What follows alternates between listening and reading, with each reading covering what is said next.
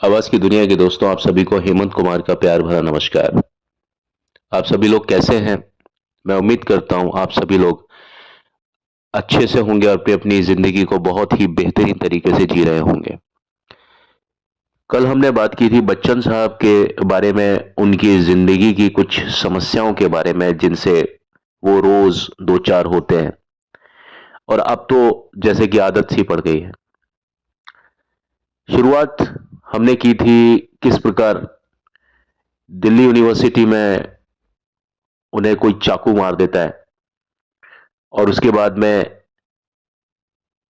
कंधे का जो ऑपरेशन था उससे बात होते हुए हमारे जो उन्हें दांत में प्रॉब्लम हुई, दांत में दर्द, कंधे में दर्द, जबड़े में दर्द, उसके बाद में माइस्थीनिया ग्रेविस नाम की जो प्रॉब्लम उनको डिटेक्ट हुई कुली के हादसे के बाद में, जो उनका उनके साथ में सेट पर हुआ था। उसके बाद में दिवाली मनाते समय हाथ में एक पटाखा छूटने से, यानी अनार जो उनके हाथ में फटा, हाथ में बड़ी दिक्कत हुई। शराबी फिल्म की शूटिंग के दौरान एक गाने में मुझे नौलखा मंगा दे, उस गाने में जो पूरा हाथ उनका जो जख्मी हो गया, यानी जख्म पूरा ठीक भी नहीं हुआ था, उसके बाद में दोबारा से उस हाथ का जख्मी हो जाना। हर्निया का प्रॉब्लम, इस सब के बाद में भी ऐसा नहीं था कि बच्चन साहब की जिंदगी में कोई सुकून आता। अभी बहुत बड़ी बड़ी चुनौतियां, बहुत बड़ी बड़ी बीमारी उनका बड़ी बेसब्री से इंतजार कर रही थी, और लगभग एक हेल्थ बॉम्ब और फूटने का इंतजार कर रहा था। उनके जो फैमिली डॉक्टर हैं, उनके साथ में उनका उठना बैठना होता है, जाहिर सी बात है। जो सेलिब्रिटीज होते हैं या इस तरह के लोग होते हैं हाई प्रोफाइल, उनके फैमिली डॉक्टर्स भी हुआ करते हैं, और जो उन्हें रूटीन चेकअप के लिए उनके परिवार के प्रत्येक सदस्य का चेकअप करते हैं। तो उस रूटीन चेकअप में उन्हें पता पड़ा, उसी समय की बात बता रहा हूं मैं, 1982, वही समय, 1982-84 के समय की बात है। उन्हें ये बात जानकर के बड़ा ताज्जुब हुआ, जो कि उनके फैमिली डॉक्टर ने ही उन्हें बताई थी, कि उनके लीवर का करीब 75% हिस्सा एक प्रॉब्लम होती है, एक क्रिटिकल दिक्कत उन्हें हुई जिसका नाम था सिरोसिस। और ये किस कारण से हुई कि वो 1982 में, यानी 1982 में जो कुली का हादसा हुआ था, उसको होने के बाद में उन्हें बहुत सारा खून चढ़ाया गया। तो कई ब्लड जो डोनर्स थे वो आए और उन्होंने अपना अपना खून दिया। तो उनमें से शायद कोई बॉटल ऐसी होगी, एक या दो यूनिट ब्लड कुछ ऐसा होगा जो कि इन्फेक्टेड ब्लड था, और वो ब्लड भी अमिताभ बच्चन को चढ़ गया। किसी ने नोटिस किया नहीं, उस समय टेक्निक कोई इतनी ज्यादा एडवांस नहीं होती थी, टेक्नोलॉजी इतनी एडवांस नहीं थी। तो इस वजह से उनके शरीर में ये एक फॉरेन एलिमेंट आ गया, और जिस वजह से शरीर में उनको सिरोसिस नाम का ये कॉम्प्लिकेशन भी हो गया।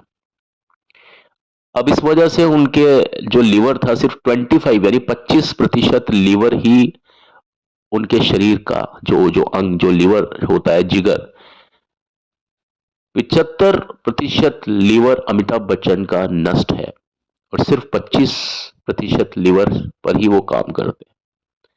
और इस कठिन परीक्षा के दौरान फिर उनके कमर में भी एक सिस्ट, यानी एक गांठ पाई गई। और ये जो गांठ थी, ये अभी की बात है, ज्यादा पुरानी बात नहीं है। करीब केबीसी को कितना समय हुआ है स्टार्ट हुए, 1999 के बाद से इसकी रूपरेखा आने लग गई थी। तो ये बात थी करीब 2000, सन 2000 के समय उनके कमर में एक गांठ पाई गई, और लोकल एनेस्थीसिया से जिसे काट दिया गया, और फिर से बायोप्सी के लिए भेजा गया।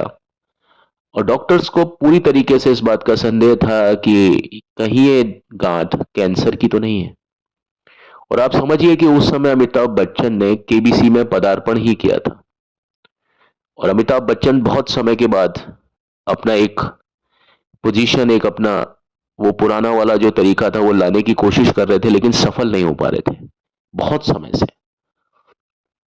तो ये वो समय था जब अमिताभ बच्चन दोबारा से अपना कमबैक करने की कोशिश कर रहे थे, और उसी समय ये चीज उनके साथ हुई।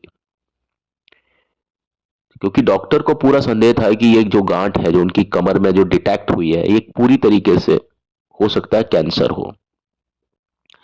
रिजल्ट आने में करीब 10 दिन का समय था, बायोप्सी का जो रिपोर्ट आने में। और उसी समय बच्चन साहब केबीसी की शूटिंग कर रहे थे। अब आप समझिए पूरा केबीसी की जिम्मेदारी। फिल्में तो चलिए कोई देखता है कोई नहीं देखता, लेकिन केबीसी तो एक ऐसा, कौन बनेगा करोड़पति तो एक ऐसा शो है, या ऐसा शो था, या ऐसा शो रहा है जिसे सभी लोगों ने बच्चन साहब को, उस शो में बच्चन साहब को सभी ने देखा। यानी हर किसी ने बच्चन, मतलब टीवी ने बच्चन साहब को हर किसी की पहुंच तक पहुंचा दिया।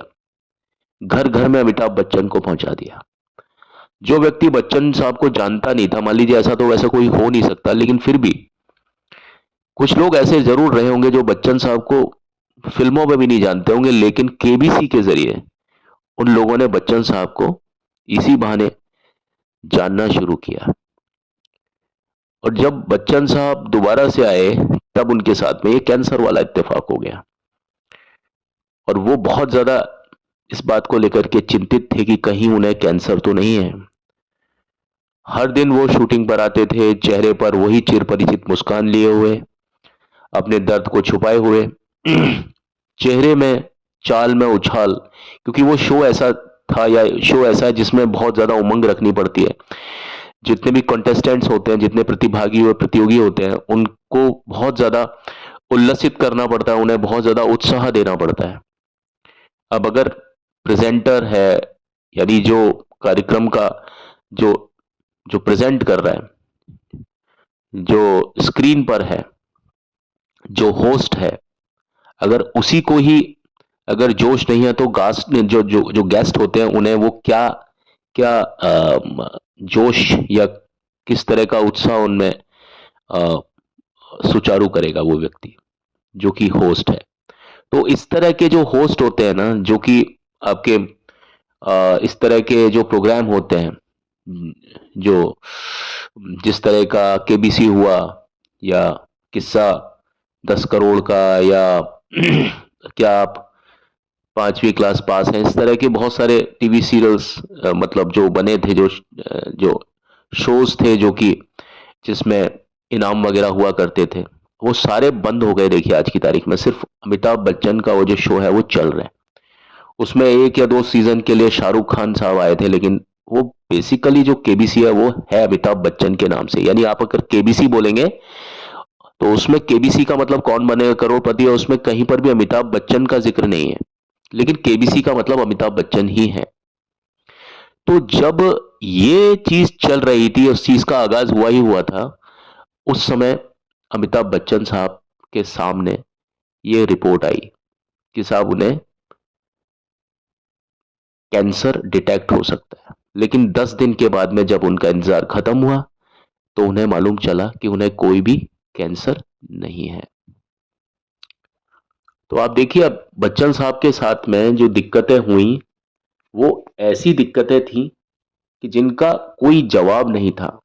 और अभी भी ऐसा नहीं था कि उनके साथ में परेशानियां नहीं रही। परेशानियां का दौर तो अभी उनके साथ में और ज्यादा दौर बाकी था। तो इससे आगे की कहानी मैं अपने अगले अध्याय में सुचारू करता हूं आपके साथ में। तो अभी तो चलता हूं और लौट के मिलता हूं इस वादे के साथ कि कल आपकी सेवा में एक बार फिर से हाजिर होता हूं, बच्चन साहब की जिंदगी के और भी कई पहलुओं को छूने के लिए। आपसे मिलना मेरे लिए बहुत ज़्यादा मुनासिब और मेरा ये सौभाग्य होगा। पर चलने से पहले हर बार की तरह मेरी आपसे इल्तिजा है, ये रिक्वेस्ट है, चाहे तो छोटी चाहे बड़ी, इसे आप कुछ भी नाम दे सकते हैं, कि मेरे चैनल को प्लीज़ आप लाइक शेयर सब्सक्राइब ज़रूर करना और कमेंट तो प्लीज़ ज़रूर कीजिएगा। Take care and have a nice time. May God bless all of you. Bye bye.